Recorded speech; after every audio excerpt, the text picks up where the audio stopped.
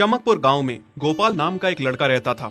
उसकी सौतेली माँ और बाप ने उसे घर से निकाल दिया था। उसकी सौतेली माँ ने सब कुछ अपने और अपने बच्चों के नाम पे कर रखा था और गोपाल को हिस्से के नाम पे 3 गायें दे रखी थी। गोपाल पढ़ा लिखा तो बहुत था, पर नौकरी ना मिलने के कारण उसने सोच लिया था कि वो अब उन तीनों गायें की खूब देख रेख करके उनसे जो दूध मिलेगा उसे बेच के अपना कारोबार चलाएगा। अब मैं बिल्कुल अकेला हो गया हूँ। गौ माता, तुम तीनों के अलावा मेरा अब कोई भी नहीं है।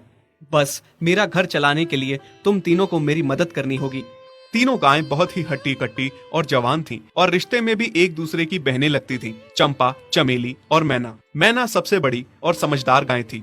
चंपा गर्भवती थी और चमेली को अभी अभी बच्चा हुआ था। वो दूध दे रही थी, जिसके दूध को बेच के गोपाल का थोड़ा बहुत घर चल रहा था। पर गोपाल को अब चंपा और मैना पे पूरा भरोसा था कि जब उनका बच्चा हो जाएगा तो वो खूब दूध देने लगेंगी और जिससे उसका कारोबार अच्छे से सेट हो जाएगा। देखा चमेली बहन, हमारे मालिक को कितनी उम्मीदें हैं हम तीनों से। हाँ चंपा, सुना मैंने, मालिक ने हमसे कितनी सारी उम्मीदें लगा रखी हैं।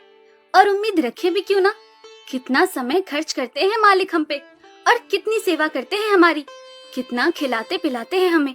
और फिर हम मालिक की उम्मीदों पे खरा ना उतरेंगी तो धिक्कार है हमारी जिंदगी पर। सही कह रही हो बहन तुम। चलो हम तो मालिक के लिए कुछ ना कुछ कर ही लेंगे। तुमने बच्चा दे दिया है, दूध भी दे रही हो, मैं भी गर्भवती हूँ। थोड़े दिनों में मैं भी बच्चे को जन्म दे दूंगी, फिर दूध भी देने लगूंगी। लेकिन इस मैना दीदी को देखो, हम दोनों से बड़ी हैं, एक बार भी बच्चा ना दे पाई आज तक।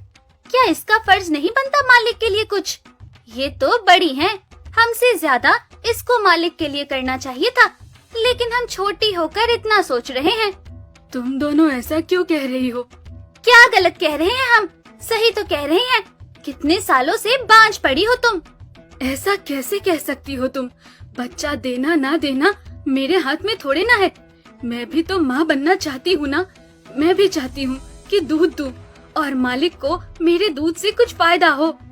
अरे तुम क्या बच्चा दोगी जो इतने सालों से नहीं दे पाई? तुम ये ख्वाब लेना बंद करो कि तुम बच्चा दोगी और तुम्हारे दूध से मालिक को कोई फायदा होगा। दोनों छोटी बहनें बड़ी बहन मैना की बेबसी का मजाक उड़ाती हैं और उस पे हंसती हैं। इस बात से मैना बहुत दुखी होती है और रोती है कि उसी की बहनें उसको दिलासा देने की बजाय उसे ताने मार रही हैं, उसका मजाक उड़ा रही हैं। फिर एक दिन गोपाल का पड़ोसी उससे कहता है, अरे गोपाल, तुम्हारी 2 गायें तो ठीक है, एक गाय का क्या है? उससे तुम्हें कोई फायदा नहीं है, बेच क्यों नहीं देते उसे? अरे नहीं नहीं भाई साहब, बेचना क्यों उसे? अभी बच्चा नहीं दे रही तो क्या पता कल वो बच्चा दे दे। कोई भी काम जल्दबाजी में नहीं करना चाहिए। अरे नहीं गोपाल, मेरे कहने का ये मतलब था कि तुम्हें अपना कारोबार जल्द खड़ा करने की जरूरत है, क्योंकि तुम्हारे घर वालों ने तुम्हारे साथ जो कुछ भी किया वो बहुत गलत था। अब तुम्हें जो भी करना है अकेले ही करना है। आगे शादी भी तो करनी है तुम्हें, उसके लिए भी खूब पैसा कमाना पड़ेगा। जब तुम्हारी सारी गायें दूध देंगी तभी तो कारोबार अच्छा चलेगा ना। हाँ, बात तो तुम सही कह रहे हो भाई। मेरी मानो तो तुम अपनी गायों को क्रॉस करवा के देख लो, शायद उससे बच्चा हो जाए। हाँ, ये सुझाव तुमने सही दिया, मैं कल ही ऐसा कर लेता हूँ। सुना तुमने मैना बहन मालिक की बातों को?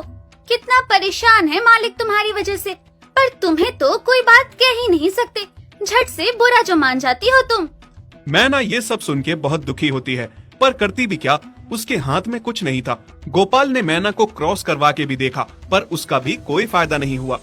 गोपाल, जो सुझाव मैंने तुम्हें दिया था, क्या वो तुमने आजमाया? हाँ भाई, वो भी करके देख लिया, पर उसका भी कोई असर ना हुआ। ये गाय किसी काम की नहीं है गोपाल, मेरी मानो तो इसे बेच दो। मैं सोच रहा हूँ एक बार फिर से क्रॉस करवा के देखता हूँ, शायद कोई बात बन जाए। देख लो, पर मुझे नहीं लगता। देखा, इन लोगों को भी पता चल गया, तुम बच्चा नहीं दे सकती, तुम बांझ ही रहोगी। सही कह रही हो तुम दीदी, इतने जतन करने के बाद भी बच्चा नहीं हो रहा तो अब क्या होगा? गोपाल मैना को एक बार फिर से क्रॉस करवा लेता है। दोनों बहनें चंपा और चमेली मैना के बांझपन का मजाक उड़ाती हैं और उस पे खूब हंसती हैं। फिर एक दिन मैना चमेली के बच्चे के साथ खेल रही थी कि तभी चंपा देख लेती है। हाँ देख तो चमेली दीदी, ये मैना दीदी तेरे बच्चे के साथ क्या कर रही है? मुझे समझ में नहीं आ रहा, तू इस बांझ के साथ अपने बच्चे को कैसे छोड़ सकती है? जब मेरा बच्चा आ जाएगा मैं